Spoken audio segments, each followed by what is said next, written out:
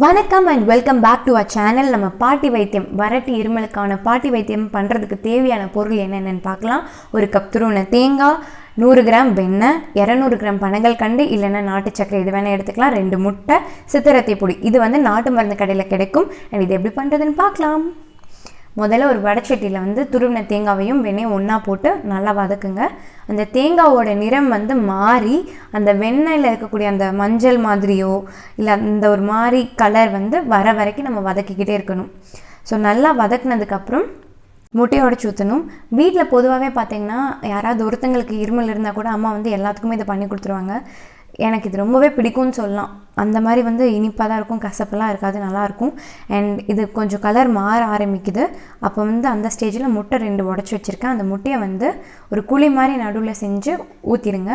ஊற்றினதுக்கப்புறம் ஒரு 2 நிமிஷம் டிஸ்டர்ப் பண்ணாதீங்க. அதுக்கப்புறம் அது கொஞ்சம் வேகட்டும். வெந்ததுக்கப்புறம் நம்ம முட்டை பொரியலுக்கு எப்படி முட்டையை உடச்சி விட்டு அப்படியே கிளறிக்கிட்டே இருப்போம், அதே தான் இங்கே பண்ண போகிறோம்.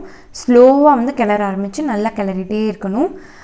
அந்த இது உதிரியாக வரும். இப்போ கொஞ்சம் எவ்வளோ பார்த்தாலே தெரியுது, ஒரு க்ரீமி கன்சிஸ்டன்சி இருக்குல்ல, இதெல்லாம் போயிட்டு நல்லா உதிரியாக இருக்கும் எல்லாமே. அந்தளவுக்கு வரும்போது தான் நம்ம அந்த மருந்து பொடி சித்திரத்தை பொடி ஆட் பண்ணுவோம்.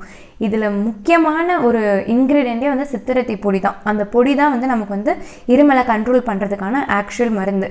நம்ம எப்படி மாத்திரை போட்டோடனே சக்கரை போட்டுக்கிறோம், அதே மாதிரி தான் இந்த ப்ராசஸ். ஸோ நல்லா உதிரியாக இப்போ இதில் சித்திரத்தை பொடி ஆட் பண்ணிக்கலாம். சித்திரத்தை பொடி நாட்டு மருந்து கடை எல்லாத்துலேயுமே கிடைக்கும். சின்ன பேக்கெட் இருந்துச்சுன்னா ஒரு கப்புக்கு நீங்கள் அந்த சின்ன பேக்கெட் ஃபுல்லாகவே போட்டுடலாம். அண்ட் இது கொஞ்சம் காட்டம் அதிகமாக இருக்கும்.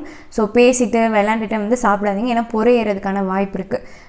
அப்போ நம்ம சித்திரத்தை பொடியை ஆட் பண்ணியாச்சு. இப்போ இது கூட இனிப்புக்கு பனங்கல்கண்டு நம்ம முதல்ல சொன்னோம் இல்லையா, அதை ஆட் பண்ண போகிறோம். அந்த பனங்கல்கண்டுமே பார்த்திங்கன்னா உங்களுக்கு இனிப்பு ஜாஸ்தியாக பிடிக்கணும், கொஞ்சம் அடிஷ்னலாக போட்டுக்கலாம்.